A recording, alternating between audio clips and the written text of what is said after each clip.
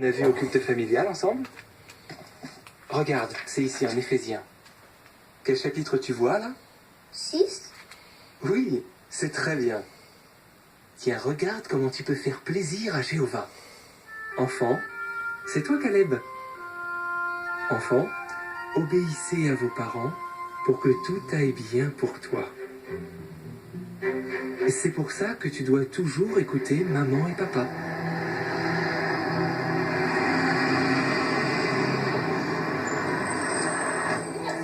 Merci d'être à l'heure. On a tous un horaire chargé. C'est bon. Pour débuter, on a pensé à quelque chose de pratique, moi puis maman, à faire pour cette semaine. Si vous prenez vos Bibles, on va lire Matthieu, chapitre 7, le verset 12. Odélie, tu vas nous lire ça, s'il te plaît? Donc tout ce que vous voulez que les hommes fassent pour vous, de même vous aussi vous devez le faire pour eux. C'est là en effet ce que signifie la loi et les prophètes. Merci beaucoup. Est-ce que vous vous rappelez comment on appelle ces versets-là, ce verset-là? C'est la règle d'or. La règle d'or. Ça fait vraiment partie de notre réalité quotidienne. C'est pas tous les jours, c'est une fois par semaine qu'on va avoir le culte familial, mais de parler des principes bibliques ou des relations humaines, la discussion est toujours ouverte avec les enfants. Des fois, on avait prévu quelque chose, puis il est arrivé quelque chose dans la semaine. Ça, c'est plus approprié. Mais on veut vraiment que ce soit profitable pour les enfants.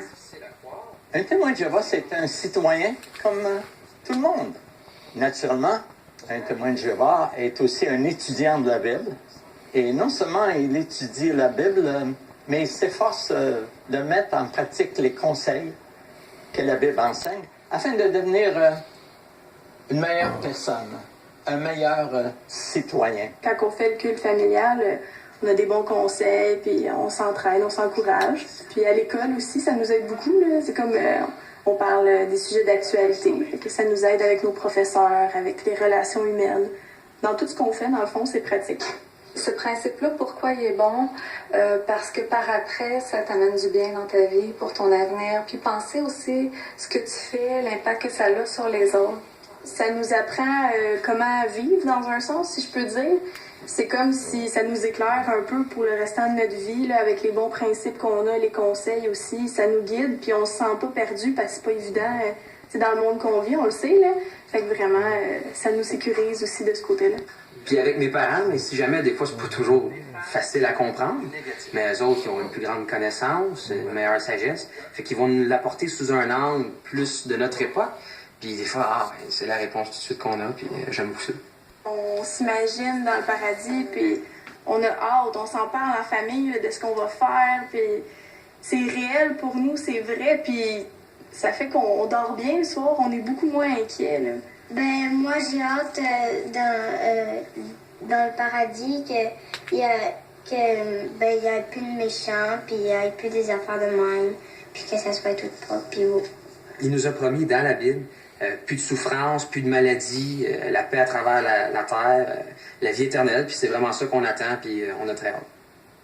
Dieu va faire en sorte que tous les gens qui sont sincères, qui aspirent à des conditions meilleures, vont le connaître, entendre parler de son royaume et vivre finalement dans un monde paisible, un monde où on aura la paix, la tranquillité, le vrai bonheur. En se faisant immerger dans l'eau.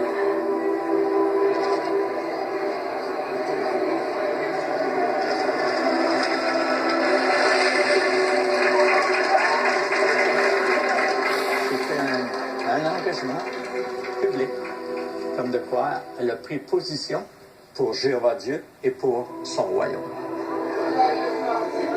Moi, aujourd'hui, je me suis fait baptiser. Ça signifie que je veux être son serviteur pour la vie. À travers mes études de la Bible, à travers ce que la Bible dit réellement, j'ai appris que Dieu existe vraiment. Étude, eh bien, on va lire des passages dans la Bible qui montrent comme quoi que Dieu veut qu'on ait un corps qui soit saint, qui soit pur. Et puis, on aide la personne à voir la logique de ce que Dieu demande. Naturellement, les gens ne sont pas forcés, mais lorsque un fumeur veut devenir témoin de Jéhovah, bien, il a compris que c'est dans son intérêt de quitter le tabac. Alors, quand on suit la loi de Dieu, on est toujours gagnant.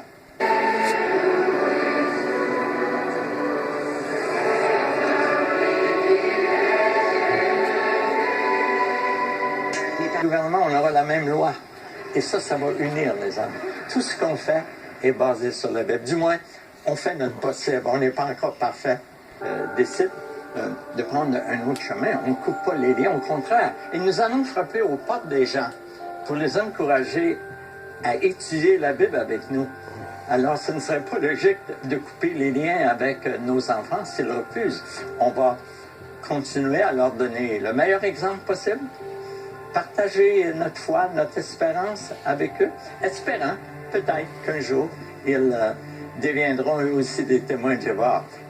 Comprenez l'idée, hein? Ce serait pas normal de couper les liens. Moi, la salle, c'est comme l'école, tu sais. Ça t'aide à rester dans la bonne voie. C'est un mode de vie extraordinaire, puis on a des amis là-dedans. On n'est pas tout seul, là, on est beaucoup. Puis la chimie qu'on a entre nous autres, c'est tellement le fun, là. C'est merveilleux. L'espérance, c'est que le gouvernement de Dieu, qui est appelé dans la Bible le royaume, eh bien, va justement transformer cette planète en un endroit agréable.